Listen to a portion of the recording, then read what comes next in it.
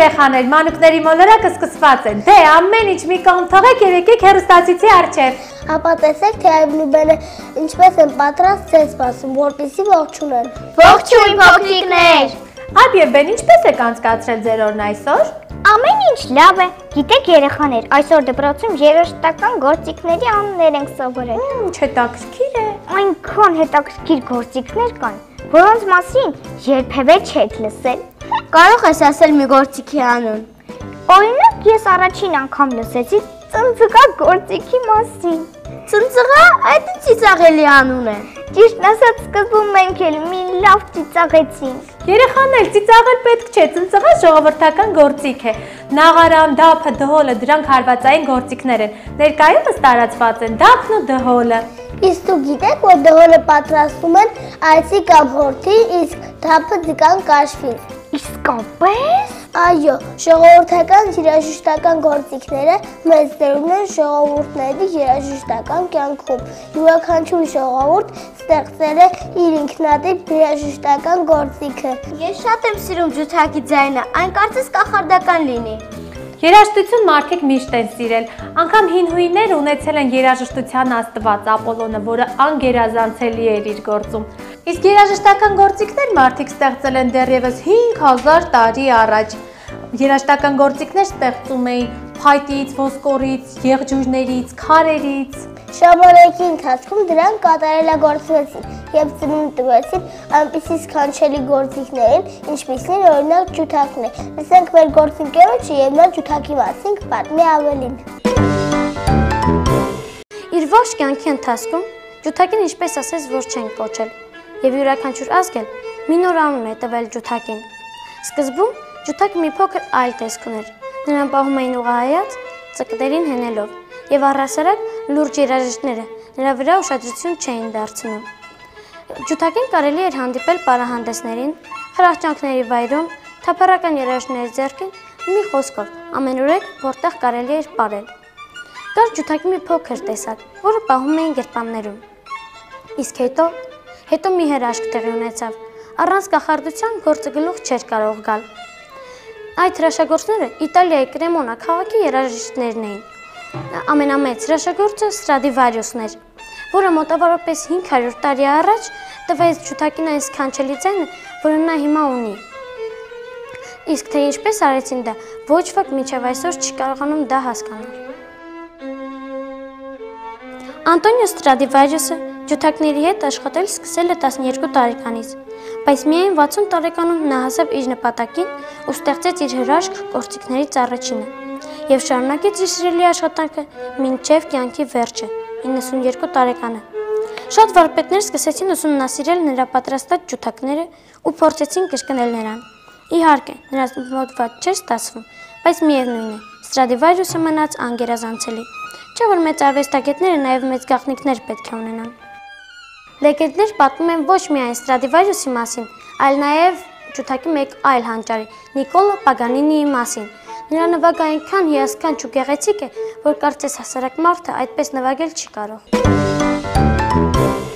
Խոսել երաժշտական գործիքների, երաժշտության մասին եւ չհիշել հայտնի մեծանուն կոմպոզիտորների պարզապես սխալ կլիներ։ Եվ ես ուզում եմ հարցնել մեր երեխաներից, թե ինչ կոմպոզիտորների անուններ գիտեն։ Ես գիտեմ Վոլֆգանգ Ամադեուս Մոցարտի, Բախի եւ Շոպենի մասին։ Կեցես։ Իսկ ես գիտեմ Արամ Խաչատրյանի, Արնո Բաբաջանյանի Ապրես, առավել եւս, որ մենք նրանց մասին բազմիցս անդրադարձել ենք մեր հաղորդումներում։ Իհարկե։ Բեն, դու ինչու ես լռում։ Ես ոչ մի կոմպոզիտորի մասին չգիտեմ։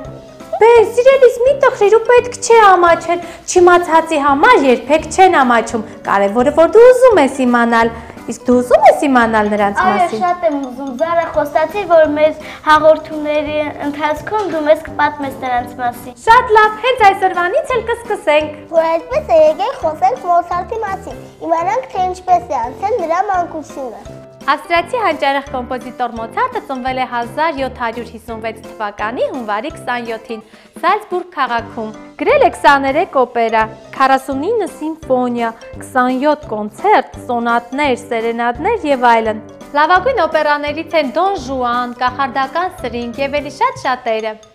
Լսենք Մոցարտի մասին ավելին։ 3 տարեկան Մոցարտի սիրելի զբաղմունքը կլավիսին նվագելն էր։ Մայրը երբեմն նրան ուժով էր պոկում գործիքից եւ տանում զբոսանքի։ Նրա հայրը երաժիշտ էր եւ տեսնելով, թե ինչպես է փոքրիկը ճիշտ երգում իր լսածը, սկսեց պարապել Մոցարտի հետ։ Պարզվեց, որ տղան երաժշտական արտակարգ ձիրք ունի։ Նա դասերը յուրացնում էր ապշեցուցիչ արագությամբ։ Երաժշտության պատմության մեջ չէր կարելի գտնել մի օրինակ, երբ 3 տարեկան երեխան ուսման մեջ առաջ գնար այդպիսի արագ քայլերով։ Եթե հայրը չլիներ, նա մինչև ուշ գիշեր կնստեր գործիքի առաջ։ Հայրը համարյա երբեք առիթ չէր ունենում պատժելու տղային, որովհետև լսող էր եւ զիջող։ Մի անգամ, երբ Մոցարտը դեռ 6 տարեկան էլ չկար, հոգեկան այդպիսի մի տագնապից հետո մոտեցավ հորը եւ խնդրեց գրի առնել այն, ինչ որ կլսի։ Դա փոքրիկ ու պարզ մենուետ էր։ Մոցարտի առաջին սիմֆոնիաները գրված են առանց գործիքի։ Հարևան սենյակում պառկած էր հիվանդ հայրը, եւ նրան չանհանգստացնելու համար Մոցարտն աշխատում էր ոչ թե կլավիսինի առջև նստած, այլ սեղանի մոտ։ Բացառիկ ներքին լսողությունը երեխային օգնում էր հորինվող երաժշտության յուրաքանչյուր նոտա լսել այնպես պարզ ու հստակ, որ ասես գործիքի միջից էր հնչում այն։ Սարա, իսկ այսօր չենք գնալու հյուրասիրահար։ Իհարկե գնալու ենք եւ դասական երաժշտության թեման կշարունակենք Անուշկայի եւ Մոնիկայի հետ։ Նրանք ունեն շատ հետաքրքիր հյուր։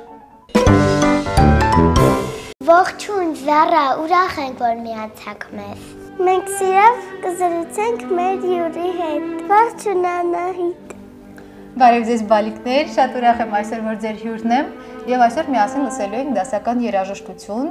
մի հրաշալի ստեղծագործություն, համոզված եմ, որ ձեզ այն նույն կգա։ Իսկ ինչպիսի երաժշտություն ենք լսելու։ Ֆրանսիացի ականավոր կոմպոզիտոր Կամիլ Սեն-Սանսի գործերից է լինելու, կոչվում է Կենդանիների դիմակահանդես։ Իսկ ինչպես կենդանիներ հանդես են անում։ Դիմակահանդեսը այնքանով լինելու, որ իրար են հաջորդելու տարբեր կենդանական կերպարներ։ Կոմպոզիտորը կներկայացնի ամենատարբեր կենդանիներին։ Այստեղ մենք կտեսնենք օրինակ առյուծին։ Ստեղծագործությունը հենց այդպես էլ կսկսվի եւ կհայտնվի մեր դիմաց առյուծը, որը կմռնչա այդպես հպարտ, ինքնավստահ, արքայի կեցվածքով առյուծ կտեսնենք։ Հետո կտեսնենք օրինակ կրիաներ։ Ձեր կարծիքով օրինակ ինչպիսի տեմպով պիտի լինի այդ ստեղծագործությունը։ Կրիան ինչպես է քայլում։ Դանդաղ։ Այո, ստեղծագործությունը լինելու է շատ դանդաղ տեմպով եւ պատկերելու ենք կրիայի քայլվածքը։ Հետո կտեսնենք օրինակ ակլորներ եւ հավիկներ, էլի շատ հետաքրքիր կերպարներ են։ Ակվարիումում ովքեր են լողալու։ Դելֆինները։ Այո, ձկնիկներ, տարբեր կենդանիներ, տարբեր ջրային կենդանիներ, այստեղ կտեսնենք օրինակ ջրային աստղեր, ջրային ոզնիներ, հա, մեդուզաներ, շատ հետաքրքիր կերպարներ են։ Անահիտ, գիտես, Անուշկան ուզում է կոմպոզիտոր դառնա, կարելի է։ Մոնիկա, գիտես, հնարավոր է։ Երաժշտարվեստի պատմության մեջ կան մի շարք օրինակներ։ Նույն Կամիլ Սեն-Սանսը ստեղծագործությունը այսօր լսելու ենք 2 տարեկանից սկսել է ստեղծագործել։ 5 տարեկանում նրա առաջին գործերն են լույս տեսել, իսկ 9 տարեկանում ելույթ է ունեցել Փարիզի շատ անվանի համերգասրահներում։ Իդեպ Սեն-Սանսին հաճախ համեմատում են Վոլֆգանգ Ամադեուս Մոցարտի հետ, համոզված են, որ լսել եք Մոցարտի անունը, ավստրիացի կոմպոզիտոր է, որտեվ նա էլ Սեն-Սանսն էլ Մոցարտի պես հրաշամանուկ էր։ Գործը բացառությունը ինչ առումով, որ թեև այն լուրջ է, այստեղ կան մի շարք կերպարներ, կոմպոզիտորը այն գրել է այդպես շատ հումորային ձևով եւ ձեզ շատ ավելի հետաքրքիր կլինի ընկալել եւ պատահական չէ, որ մի շարք մուլտեր են նկարվել այդ ստեղծագործության հիման վրա։ Շնորհակալություն Անահիտ, որ եկաք, շատ հետաքրքիր էր։ Մենք սրանից հետո շատ կլսենք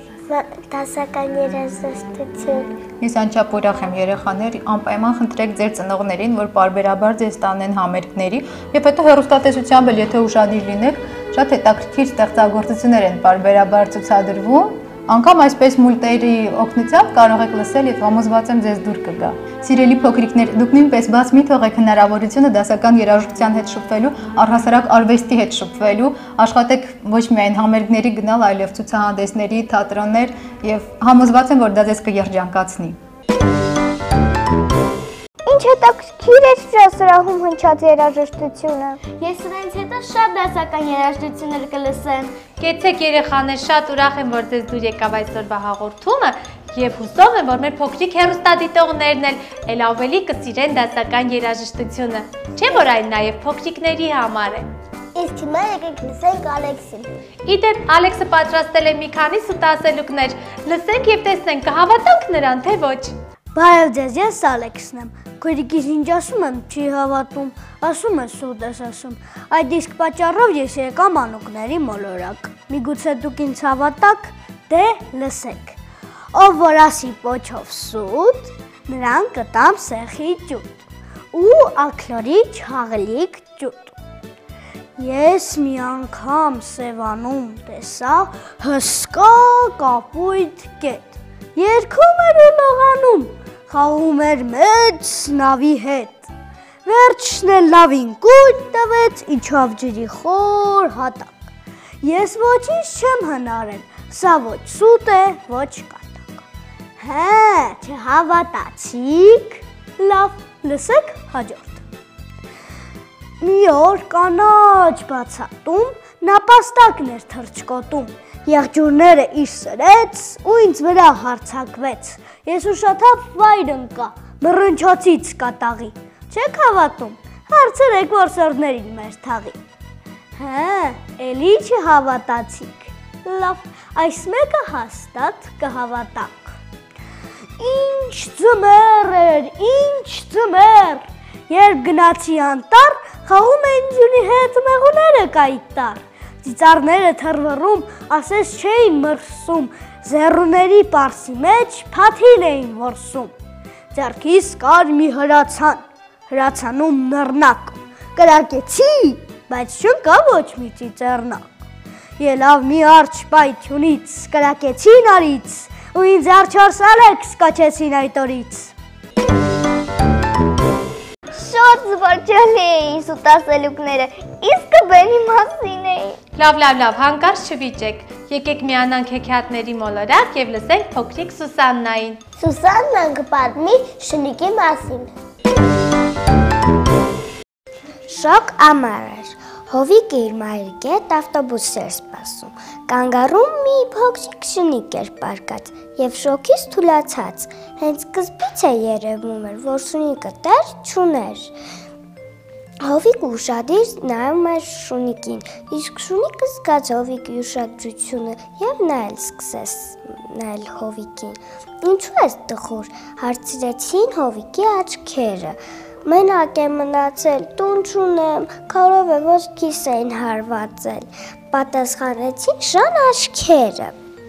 Կուզես իմ շունը լինես, շունիկ ուրախությունից պոչը շարժեց։ Իսկ մայրիկը տեսավ, որ շունիկը ուշադիր նրանց է նայում և կանգառից հեռացավ, իսկ շունիկը նրան ետևից էր գնում։ Մայրիկը շրջվեց, բարկացած ասաց. «Կորիր այստեղից», շունիկը գնաց և իր տեղը պառկեց։ Հովիկը ասաց. «Մամ, մեղք էր, տուն չուներ, սոված էր մնացել»։ Մայրիկը ասաց. «Միգուցե նրա տերը մոտակայքում է»։ Մամ, շունիկը մեղք է, տանենք մեր տուն։ Ինչ ես ասում, Հովիկ ջան, մեղք է, տուն չունի, սոված է մնացել։ Միգուցե նրա տերը մոտակայքում է։ Չէ, մամ, չէ, նա ինձ ասաց, որ տեր չունի, տուն չունի։ Մայրիկը զարմացած ասաց. Նա քեզ հետ խոսեց։ Այո, նա իր աչքերով ինձ բացատրեց, որ տեր չունի, տուն չունի։ Միգուցե նրա տերը մոտակայքում է։ Չէ, մամ, չէ, բայց Հովիկին մի հարց էր անհանգստացնում։ Միգուցե ուրիշ մեկը նրան կտանի։ Մայրիկ այսօր ուշացել է, չի հասել ձեր տուն, խառնվել ենք ես հայրիկս ու մեր կատուն։ Մայրիկ այսօր ուշացել է, չունենք ճաշուհաց, իսկ եղբայրս հարևանի տանը մնաց, իսկ եղբայրս հարևանի տանը մնաց, բայց ամենից կարևորը, ժպիտ չկա տան այդ բայց ամենից կարևորը, ժպիտ չկա տան այդ օրը։ Լավ երգեցի, չէ՞։ Հիմա էլ կարտասան։ Սիրում եմ քեզ հայոց լեզու, մայրիկիս պես անուշ ես դու։ Քեզնով եմ հպարտանում, կարդում, գրում, արտասանում։ Սիրելի երեխաներ, մանուկների մոլորակի հերթական հաղորդումը մոտեցավ իր ավարտին։ Հուսով եմ ինչպես ձեզ, նաև մանուկների մոլորակի բոլոր մասնակիցներին դուր եկավ այսօրվա հաղորդումը, այնպես չէ երեխաներ։ Այո։ Շատ ուրախ եմ։ Ես ուզում եմ ներկայացնել այն մարդկանց, ովքեր աշխատեցին ինձ հետ այսօր։ Այբը եւ Բենը, Հաջողություն երեխաներ։ եւ Նարեկը, հրաժեշտ տուր ընկերներին։ Հաջողություն։ Ցտեսություն սիրելի փոքրիկներ։ Կհանդիպենք վաղը ուղիղ ժամը 16:00-ին։